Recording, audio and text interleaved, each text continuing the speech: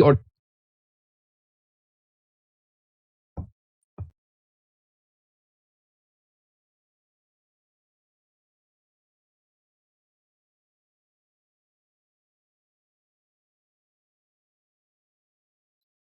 क्या कहा जा रहा है कि if concentration of A varies with time as, याद करो क्लास में मैंने आपको एक क्वेश्चन करवाया था, यहां पर भी कंसंट्रेशन टाइम के साथ वेरी कर रही है, तो रेट अगर निकालनी है तो इसको क्या करना पड़ेगा, डिफरेंशिएट।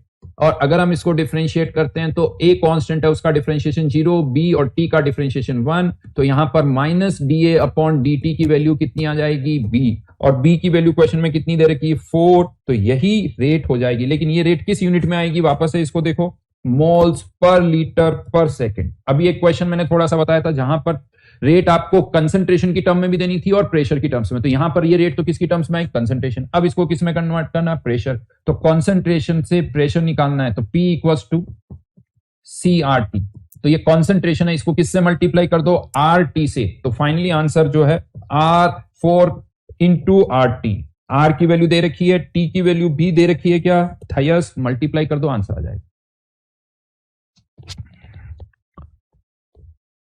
सब पूछ लो बेटा, सब पूछ लो, क्वेश्चन नंबर 1, क्वेश्चन नंबर सब पूछ लो। 6 पूछने वाला कौन है, आकांक्षा जी, बहुत अच्छी तरह से क्लास में बताया, तो 6 बताना मतलब कि क्लास में जो भी बताया उसमें से कुछ समझ में नहीं आया, तो ज्यादा अच्छा है कि वापस से क्लास लेक्चर देखो और फिर सोचो कि अब क्वेश्चन नंबर 6 होगा या नहीं होगा। ठीक है, देन यहां कोई फर्स्ट ऑर्डर सेकंड ऑर्डर की बात नहीं हो रही है, डीपीपी 1 में किसी भी क्वेश्चन में ऑर्डर क्या उससे कोई लेना देना नहीं है।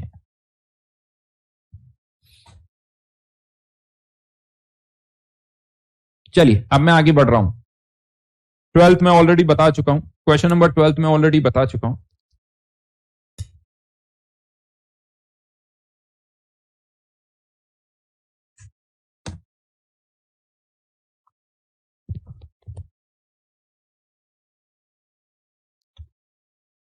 आंसर्स यार,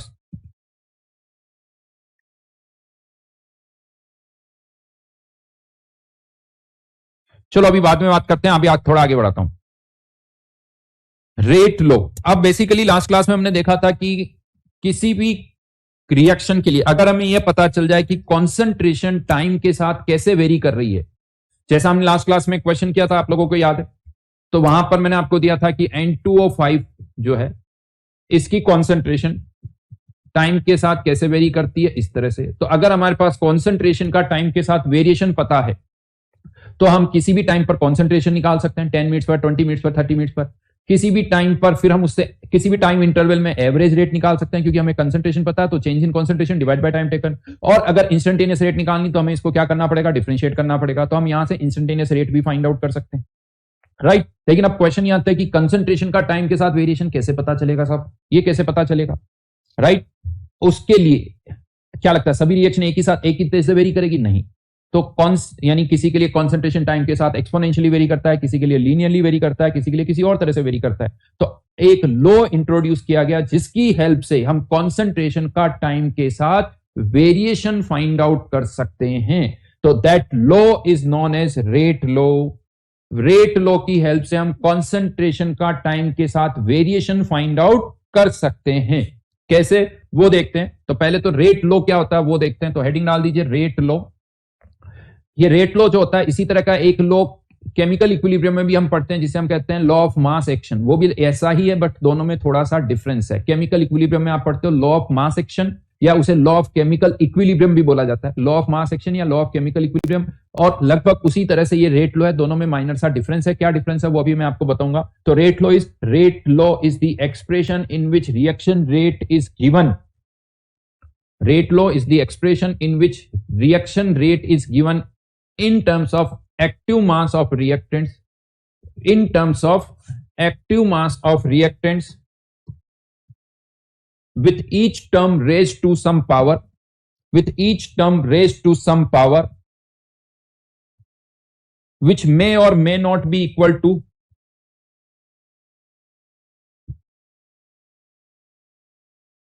which may or may not be equal to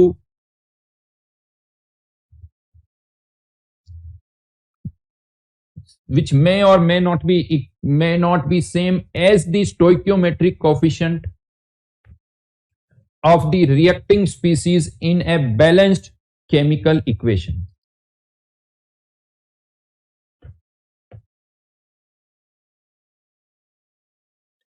Let's say ये कोई chemical reaction है, A moles of A plus B moles of B converting into C moles of C, और इसकी जो रेट है एज पर रेट लो, जो rate है वो ए के एक्टिव मास बी के एक्टिव मास के product raise to the power some numbers, जो कि यहां पर हमने क्या लिखे पी और क्यू, और ये जो पी और क्यू है हो सकता है ये ए और बी के बराबर हो या हो सकता ना हो सकता है कि ये जो पावर्स है वो स्टोइकियोमेट्रिक कोएफिशिएंट के बराबर हो, बट इसकी कोई गारंटी नहीं है। लेकिन जब यही चीज इसी तरह का डिस्कशन केमिकल इक्विलिब्रियम में किया जाता है तो वहां पर ये पावर्स किसके बराबर होती है, स्टोइकियोमेट्रिक कोएफिशिएंट के बराबर होती है, लेकिन यहां पर ऐसा जरूरी नहीं है। अब यहां पर मैं आपको 1 बाय 1 के 3-4 पॉइंट्स आपको एक्सप्लेन करूंगा। सबसे पहले हम बात करेंगे इन पावर्स के बारे में, फिर सेकंड में आपको समझाऊंगा एक्टिव मास क्या होता है, एक्टिव मास क्या होता है इसके बारे में भी बात करेंगे, फिर उसके अलावा 1-2 पॉइंट्स और है जो मैं आपको यहां पर समझाऊंगा, यानी टोटल 4 पॉइंट्स अभी मैं इससे रिलेटेड आपको यहां पर समझाऊंगा।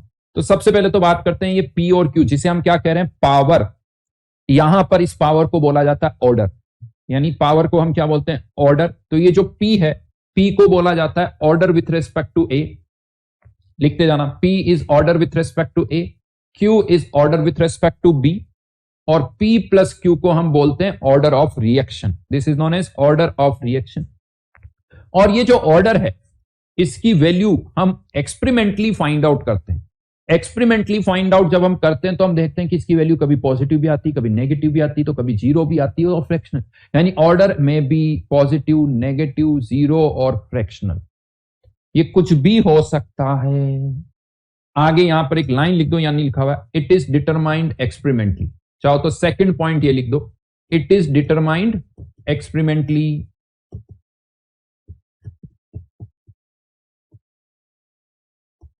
ये एक्सपेरिमेंटली ही फाइंड आउट किया जाता है। तो फर्स्ट पॉइंट लिखो ऑर्डर में भी पॉजिटिव, नेगेटिव, जीरो और फ्रैक्शनल। सेकंड पॉइंट लिखे इट इज डिटरमाइंड एक्सपेरिमेंटली।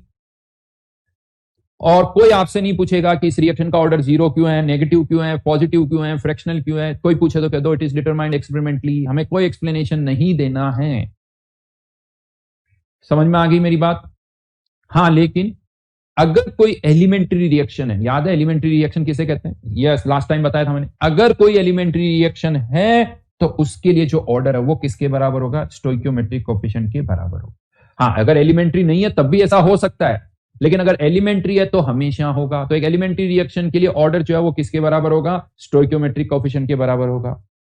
तो यहां ये वर्ड यूज होता है एलिमेंट्री, कि सिंगल स्टेप रिएक्शन अगर है तो उसका ऑर्डर उसके स्टोइकियोमेट्रिक कोएफिशिएंट के बराबर होगा। बट अगर कॉम्प्लेक्स यानी मल्टी स्टेप रिएक्शन है तो हो भी सकता है, नहीं भी हो सकता है। ऐसा नहीं कि मल्टी स्टेप के लिए नहीं होगा, मल्टी स्टेप के लिए भी ऑर्डर स्टोइकियोमेट्रिक कोएफिशिएंट के बराबर हो सकता है, बट इसकी कोई गारंटी नहीं है। ये लिखते जाना। तो 3 पॉइंट यहां पर मैंने लिखा है, ऑर्डर में भी पॉजिटिव, नेगेटिव, जीरो और fractional. Second point it is determined experimentally. Third point for elementary reaction. ये तीनों पॉइंट आपको याद रखने इससे रिलेटेड। अब हम आ जाते हैं एक्टिव मास क्या होता है। What is active mass? है किसी को आइडिया कि व्हाट एक्टिव मास क्या होता है?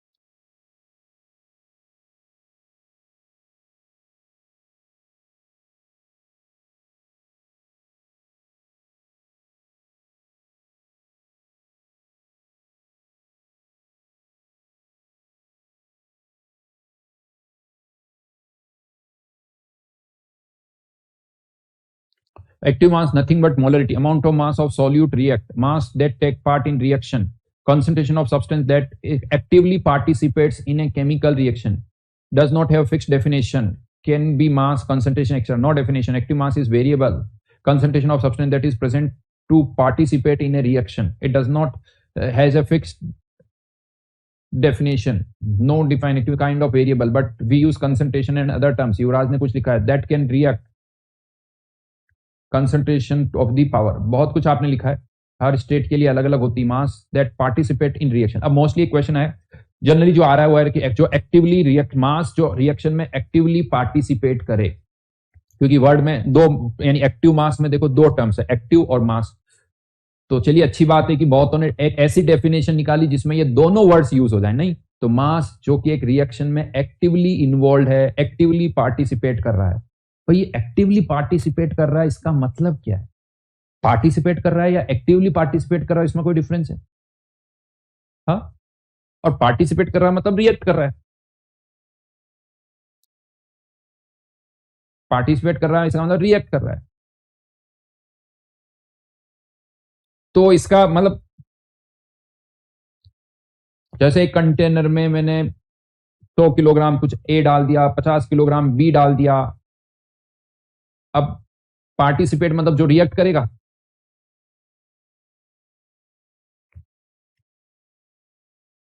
क्या आपको लगता है कि वो, चलिए मैं आपको बताता हूं, नाम से कोई लेना देना नहीं है. सही का बहुतों का आंसर सही आया, no definition at all. Actually बहुत सारी रिएक्शंस की रेट को हमने पहले एक्सपेरिमेंटली फाइंड आउट किया. पहले कैसे फाइंड आउट किया? मान लो ये कोई रिएक्शन, इसकी रेट को एक्सपेरिमेंटली फाइंड आउट किया कि कितनी आती है, और फिर हमने कोशिश की यार इस रिएक्शन की रेट को हम थ्योरेटिकली कैसे निकाल सकते हैं. तो थ्योरेटिकली निकालने के लिए हमने क्या किया कि देखा यार इस एक्टिव मास की जगह क्या पुट कर देते हैं, मोलरिटी पुट कर देते हैं. तो मोलरिटी पुट करके हमने देखा कि यार उस इंस्टेंट की, जिस इंस्टेंट की रेट आपने एक्सपेरिमेंटली निकाली, उस इंस्टेंट की मोलरिटी पुट करके हमने थ्योरेटिकल रेट निकाली. लेकिन हमने क्या देखा कि जो थ्योरेटिकल रेट है वो एक्सपेरिमेंटल रेट से कुछ केसेस में तो मैच करती है, बट बहुत सारे केसेस में वो मैच नहीं करती. यानी मोलरिटी पुट करने से कुछ केसेस में तो थ्योरेटिकल आंसर जो यहां से आ रहा है वो एक्सपेरिमेंटल आंसर से मैच कर रहा है, लेकिन बहुतों में नहीं कर रहा. कुछ केसेस में यहां मोलरिटी पुट करने पर आंसर एक्सपेरिमेंटल आंसर से मैच कर रहा है.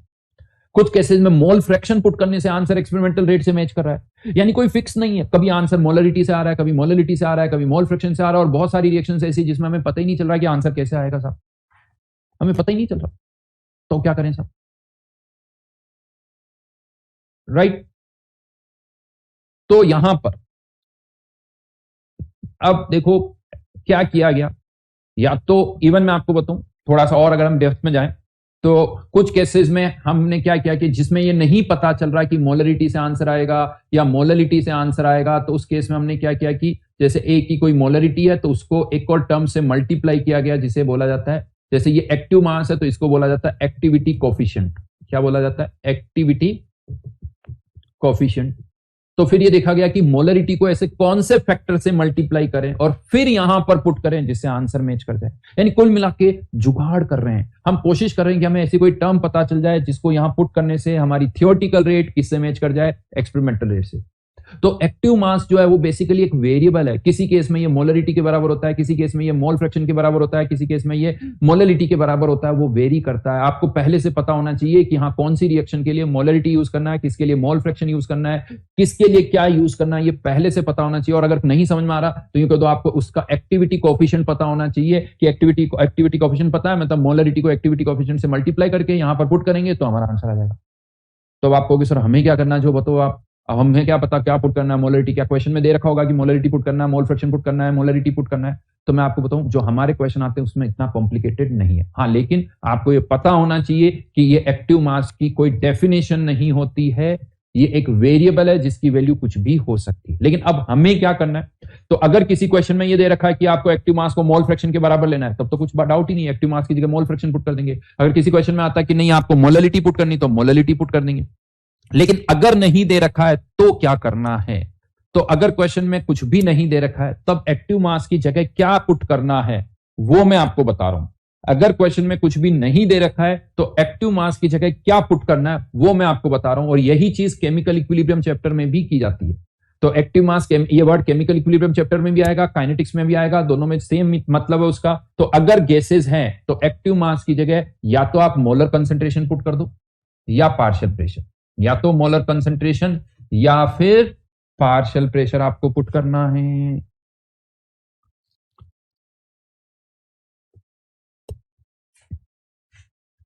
दोनों में से कोई एक, और ये क्वेश्चन में समझ में आ जाएगा। क्वेश्चन में प्रेशर दे रखा है तो प्रेशर पुट कर दो, कंसंट्रेशन दे रखी है तो कंसंट्रेशन पुट कर दो, उसमें कोई कंफ्यूजन नहीं होगा। या किस में आंसर चाहिए उसे भी पता चल जाता है कि आंसर प्रेशर की टर्म्स में चाहिए या कंसंट्रेशन की टर्म्स में चाहिए।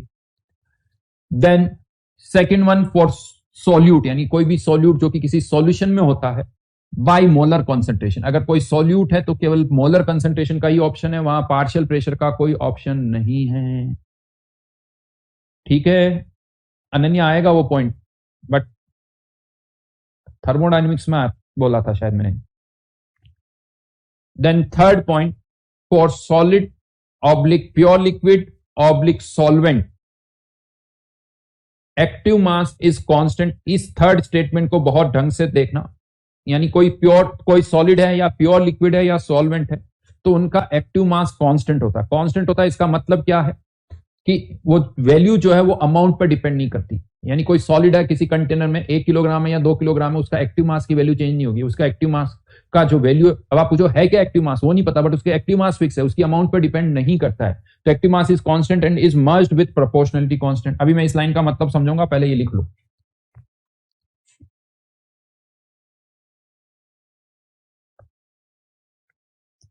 हाँ बेटा, निशांत दीक्षित जी पूछ रहे हैं एलिमेंट्री रिएक्शन क्या है, प्लीज बता दो।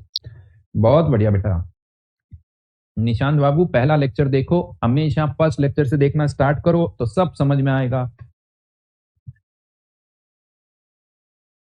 अरे एक मूवी भी जब तुम बीच में देखने लगते हो ना तुम्हें नहीं समझ में आती है, तो ये तो भैया चैप्टर है, इसको तुम बीच में से देखना स्टार्ट करोगे तो क्या समझ में आएगा।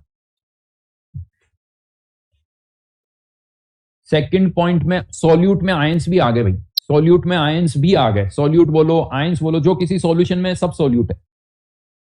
अब मैं इन सबको एग्जाम्पल के थ्रू समझाता हूं आपको, एग्जाम्पल के थ्रू समझा रहा हूं। लेट से ये कोई रिएक्शन है, A moles of A plus B moles of B। तो यहां पर फॉरवर्ड रेट देखो, फॉरवर्ड रेट के लिए A रिएक्टेंट है और बैकवर्ड रेट के लिए C रिएक्टेंट है। अगर बैकवर्ड डायरेक्शन में रिएक्शन हो रही है तो उसकी रेट C पर डिपेंड करेगी। बट मैं आपको बता दूं इस चैप्टर में मोस्टली जो हम क्वेश्चन करते हैं उसमें हम यही मानते हैं कि रिएक्शन केवल फॉरवर्ड में जा रही है, बैकवर्ड में नहीं आ रही है। एक्चुअल में तो हर रिएक्शन बैकवर्ड में आती है, लेकिन हम यही मान रहे हैं कि वो फॉरवर्ड में ही जाती है ज्यादातर क्वेश्चन में। बट अगर फॉरवर्ड रेट की बात आती है वो A और B पर डिपेंड करेगी, बैकवर्ड रेट C पर डिपेंड करेगी। अब ऑर्डर कुछ भी हो सकता है, P और Q की वैल्यू, राइट। लेकिन अब आप रेट A की टर्म्स, कंसंट्रेशन की टर्म्स में भी लिख सकते हो, प्रेशर की टर्म्स में भी लिख सकते हो, दोनों में लिखा जा सकता है अगर गैसेज है तो। अगर आप बैकवर्ड मत लिखो, केवल फॉरवर्ड लिखो। फॉरवर्ड रेट A की पावर P B की power Q, forward rate pressure की टर्म्स में, और हाँ दोनों रेट की यूनिट अलग अलग होगी। फॉरवर्ड रेट कंसंट्रेशन की टर्म्स में निकालोगे तो उसकी यूनिट अलग होगी, प्रेशर की टर्म्स में निकालोगे तो उसकी यूनिट अलग होगी। DPP 1 में हमने क्वेश्चन किए हैं, A की रेट हमने प्रेशर की टर्म्स में भी निकाली है, कंसंट्रेशन की टर्म्स में भी निकाली है। आप एक को दूसरे में कन्वर्ट कर सकते हो, ये भी आपको पता है। हाँ लेकिन बैकवर्ड रेट जब लिखोगे तो वो C की टर्म्स में होगी, ये ध्यान रखना, ठीक है। लेकिन दूसरा केस लेते हैं, यहां पर अगर किसी रिएक्शन में कोई सॉलिड है तो क्या करना है। अगर किसी रिएक्शन में कोई सॉलिड है तो क्या होगा। अब ये चीज ध्यान से सुनना, देखा गया, हमने एक्सपेरिमेंटली देखा कि अगर इस रिएक्शन की रेट जो है ना, कार्बन अगर कंटेनर में आप 1 किलो डाल रहे हो, 2 किलो डाल रहे हो, 3 किलो डाल रहे हो, रिएक्शन की रेट में कोई चेंज नहीं होता है। लेकिन ऑक्सीजन का अमाउंट चेंज करने से, ऑक्सीजन की अमाउंट बढ़ा दी कम कर दी तो रेट चेंज हो रही है। यानी रिएक्शन की रेट ऑक्सीजन पर डिपेंड कर रही है बट कार्बन पर नहीं कर रही। तो सॉलिड्स पर सॉलिड की अमाउंट चेंज करने से रिएक्शन की रेट में कोई चेंज नहीं हो रहा, मतलब ये वैल्यू क्या है, कांस्टेंट। तो अगर ये वैल्यू कांस्टेंट है तो क्यों ना इसे प्रोपोर्शनलिटी कांस्टेंट में मर्ज कर दें। इसको किस में मर्ज कर दे, प्रोपोर्शनलिटी। तो इसको यहां से हटा दिया, या यूं कह दो किसके साथ मर्ज कर दिया, प्रोपोर्शनलिटी कांस्टेंट के साथ। तो एक्सप्रेशन में अब सॉलिड अपीयर ही नहीं हो रहा है। हाँ बहुतों को मैं आपको बता दूं कंफ्यूजन पता क्या होता है, उन्हें लगता है कि मैंने एक्टिव मास ऑफ सॉलिड 1 मान लिया। मैंने एक्टिव मास ऑफ सॉलिड 1 नहीं माना है, उसे कुछ कांस्टेंट माना है, और उस कांस्टेंट को हमने किसके साथ मर्ज कर दिया, प्रोपोर्शनलिटी कांस्टेंट के साथ मर्ज कर दिया। उसको हमने उस प्रोपोर्शनलिटी कांस्टेंट के साथ मर्ज कर दिया।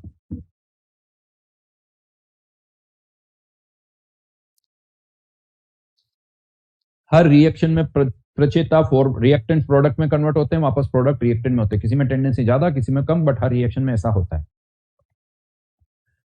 तो यहां पर ध्यान रखना, एक्टिव मास जो है सॉलिड्स का वो कांस्टेंट होता है, मतलब वैल्यू कुछ भी होगी कांस्टेंट होगी, और उसको यहां पर लिखने की जरूरत नहीं है। तो नेक्स्ट टाइम जब मैं कहूं कि इसकी रेट लिखो तो सॉलिड या प्योर लिक्विड या सॉल्वेंट रेट के एक्सप्रेशन में नहीं आएगा। इसीलिए आपने देखा होगा H2O जो सॉल्वेंट होता है वो रेट के एक्सप्रेशन में नहीं आता है, वो रेट के एक्सप्रेशन में नहीं आता है।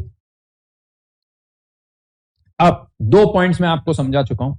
पहला पॉइंट मैंने जो आपको समझाया वो ऑर्डर, दूसरा पॉइंट मैंने जो आपको समझाया वो है एक्टिव मास, कि एक्टिव मास की कोई डेफिनेशन नहीं होती, एक्टिव मास को कब किससे रिप्लेस करना है ये मैंने बता दिया। अब मैं थर्ड और फोर्थ पॉइंट एक साथ बताऊंगा, थर्ड और फोर्थ पॉइंट एक साथ बताऊंगा, ढंग से सुनना। और अभी मैं आपको बता दूं, हम केवल फॉरवर्ड रेट की बात कर रहे हैं। केवल कौन सी रेट की बात कर रहे हैं? फॉरवर्ड रेट की ही बात करें। बैकवर्ड रेट कुछ नहीं हो रही, बैकवर्ड रिएक्शन में रेट रिएक्शन हो ही नहीं रही है, ध्यान रखना। अब यहां पर डाउट ये आता है कि ये जो रेट हमने यहां लिखी है, ये रेट कौन सी रेट है? क्या ये rate of disappearance of A है, या rate of disappearance of B है, या rate of appearance of C? यानी इस रेट की जगह आप कौन सी रेट लिखोगे, या इसकी जगह हम रेट ऑफ रिएक्शन लिखें? समझ में आ रहा है? यानी ये तो चीज फिक्स है, देखो इसमें कोई चेंज नहीं है। फॉरवर्ड रेट ए और बी पर डिपेंड करेगी, दैट्स इट। बट ये रेट कौन सी लिखनी है आपको? क्या rate of disappearance of A, या rate of disappearance of B, या यहां पर जो प्रोडक्ट बन रहा है उसकी रेट ऑफ अपीयरेंस लिखें? कौन सी रेट लिखें यहां पर? या रेट ऑफ रिएक्शन लिखें? रेट ऑफ रिएक्शन में ए की टर्म्स में लिख सकता हूं, रेट ऑफ रिएक्शन हम बी की टर्म्स में लिख सकते हैं, रेट ऑफ रिएक्शन हम सी की टर्म्स में लिख सकते हैं। क्या लिखना चाहिए?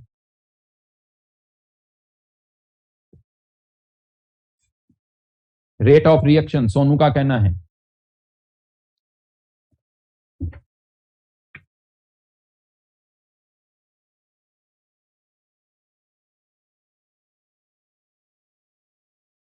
Rate of disappearance, rate of reaction, rate of A, appearance of सी,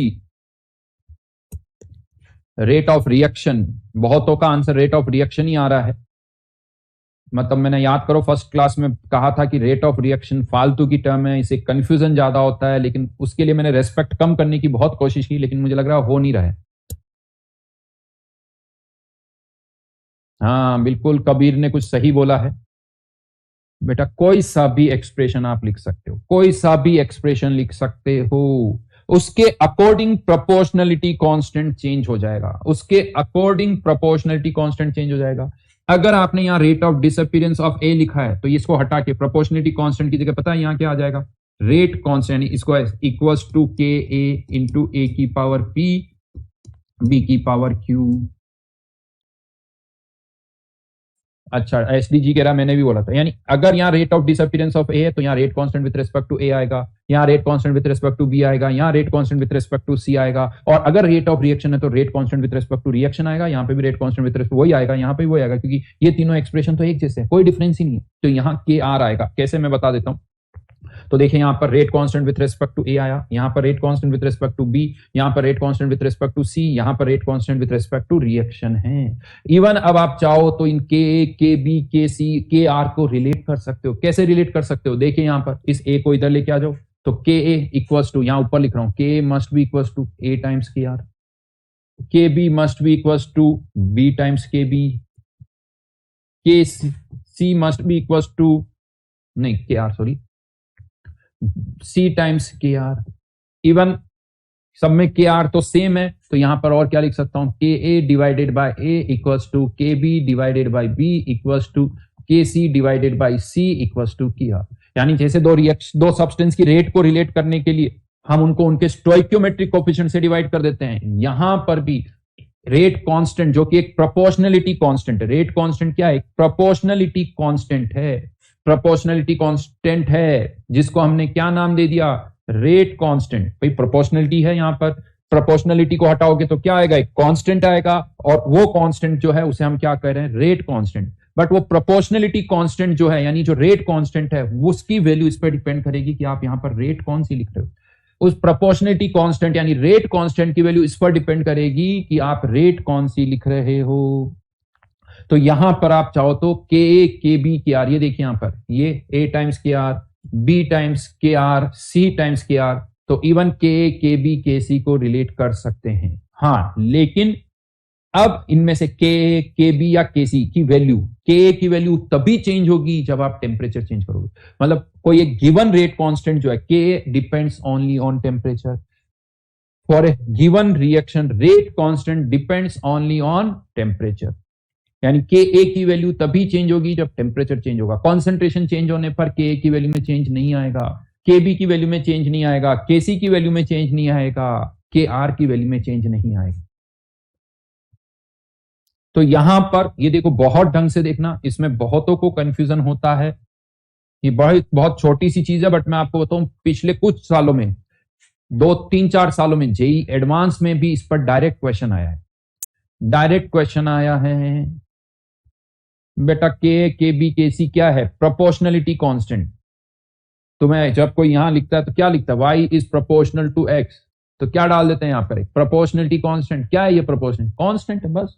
उसी तरह से यहां पर प्रोपोर्शनलिटी कांस्टेंट क्या है? के बी के सी। अब वो के कब बोलोगे? जब यहां रेट ऑफ डिसअपीयरेंस है। के बी कब लिखोगे? जब rate of disappearance of B है। के सी कब लिखोगे? जब rate of appearance of C है। के आर कब लिखोगे? जब यहां रेट कौन सी लिखी हुई है? रेट ऑफ रिएक्शन लिखी हुई।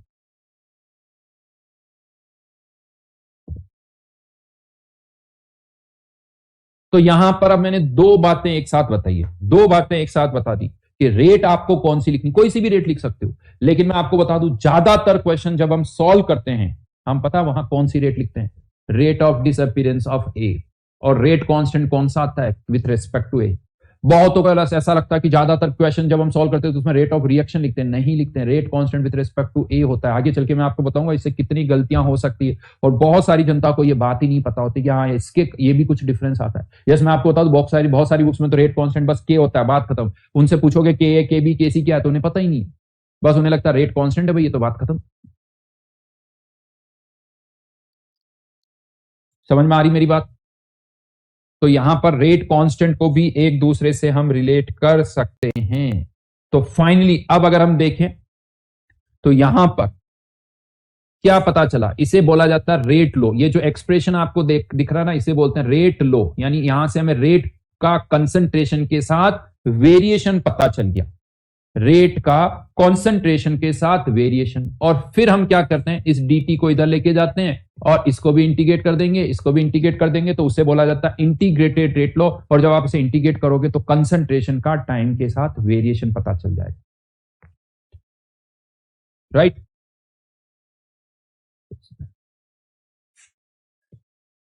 राइट, समझ में आई मेरी बात? तो कंसंट्रेशन का टाइम के साथ वेरिएशन पता चल जाएगा।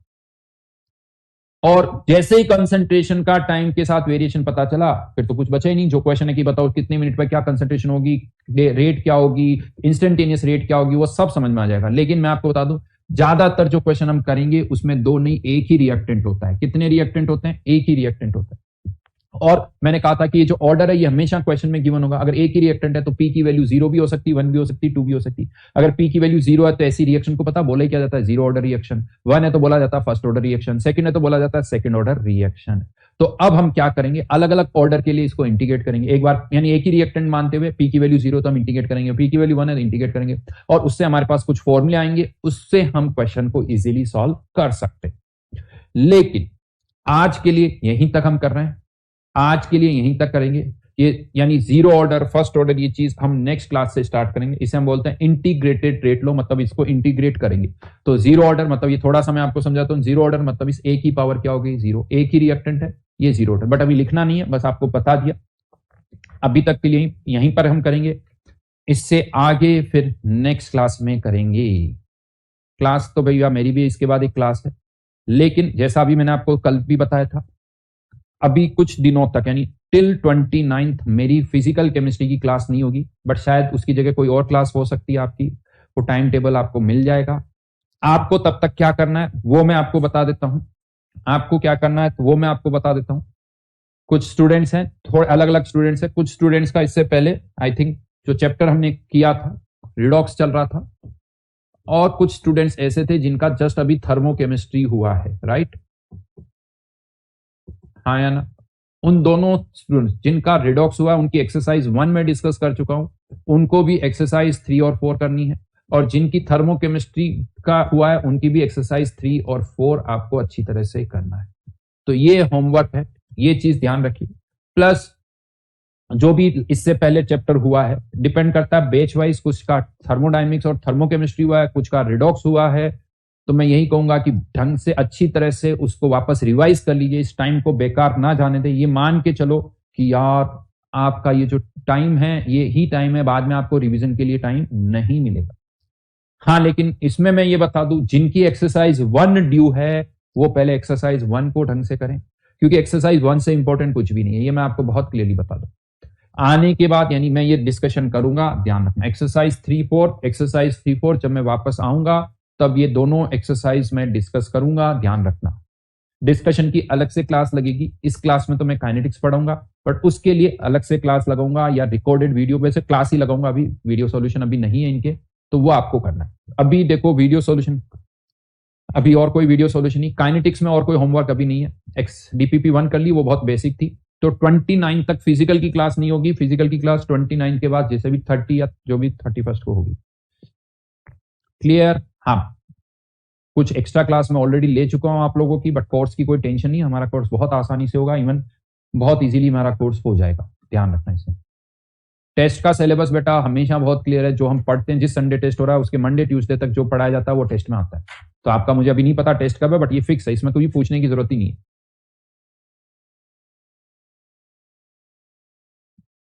ड्रॉप बेटा, ड्रॉपर बैच में अलग से थर्मोडायनेमिक्स होगा ना, क्यों कंफ्यूज होते भाई, होगा उनका ड्रॉपर, जो बताया गया वो चीज वैसी रहेगी। जब आपको कहा गया कि सारे चैप्टर्स लाइव पढ़ाए जाएंगे तो वो पढ़ाए जाएंगे।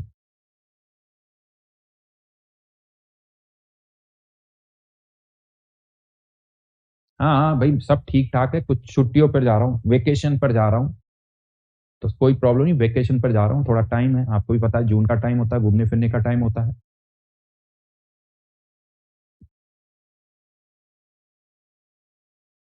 अंकित कह रहा है 11th का बहुत बैकलॉग है, बेटा टाइम मिला तो करो, ये टाइम है अच्छी तरह से करो। अच्छा, कोई कह रहा है एक्सरसाइज 2 करना चाहता है, वो भी कर सकता है। कहाँ घूमने जा रहे हो, ये भी बड़ा इंपॉर्टेंट क्वेश्चन है, कहाँ पर? यार यश, मूवीज देख देख के के बाद तो नहीं पाया, तो अब सोचा कि अभी चले जाए, तो स्विट्जरलैंड जा रहा हूँ। ठीक है, हाँ हाँ, कोई कह रहा सर एरोप्लेन देख लेना आप एक बार ये बात तो सही है भैया। रियली मतलब, हाँ हाँ भैया, कश्मीर में भी एक स्विट्जरलैंड है, वहां मैं पहले जा चुका हूँ, लेकिन अभी तो रियल वाला स्विट्जरलैंड ही बात है। तुम लोग है ना सब बोइंग 787 ड्रीम लाइनर, फिर कोई कह रहा है एयर इंडिया से मत जाना, ऐसा सीट 11 ए ही लेना।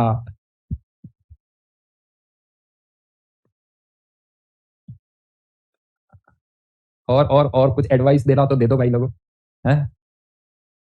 और कुछ एडवाइस? वैसे मुझे लगता है सीट नंबर 11 ए की वैल्यू तो बहुत बढ़ गई होगी, ये बात तो सही है ना? जनरली वो होता है ना कि जो इसमें लेग स्पेस ज्यादा होती है वो सीट महंगी होती होगी, तो बट अब आजकल तो ये लगा होगा कि 11 ए सीट जो है वो सबसे ज्यादा महंगी होगी। तो कोई कह रहा सर F-35 से चले जाओ। अच्छा, कोई कह रहा वीजा मत भूल जाना, अच्छे से जाना, थैंक यू जी। लाइफ इंश्योरेंस है बेटा, खुल के खर्च करना है था बेटा। वहां वहां मैंने देखा था, पता है स्विट्जरलैंड में, ऐसे में देख रहा था, तो वहां पर अगर आपको एक डिश ऑर्डर करनी है, जैसे दाल पनीर कुछ ऑर्डर करना है, तो एवरेज उसकी कॉस्ट जो आती है 2,500 से 3,000 के आसपास। एक रोटी नान ये 600 रुपए एक रोटी नान इसके। चलिए, कोई कह रहा है सर अकेले जा रहे हो सर, ये क्या पूछ रहे हो बेटा है? अब ये मत पूछना किसके साथ जा रहे हो।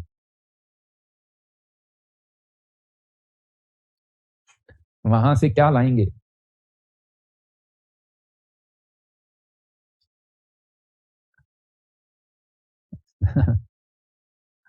लैंग्वेज सीख लीजिएगा ऐसा। चिंता मत करो धीरज, तुम्हारा सिलेबस जरूर कंप्लीट करूंगा, कुछ नहीं होने वाला। हाँ, तुम कयास मत लगाओ किसके साथ जा रहा हूँ क्या कर रहा हूँ, है ना? चलो अभी मेरी नेक्स्ट क्लास है, चलिए बाय बाय।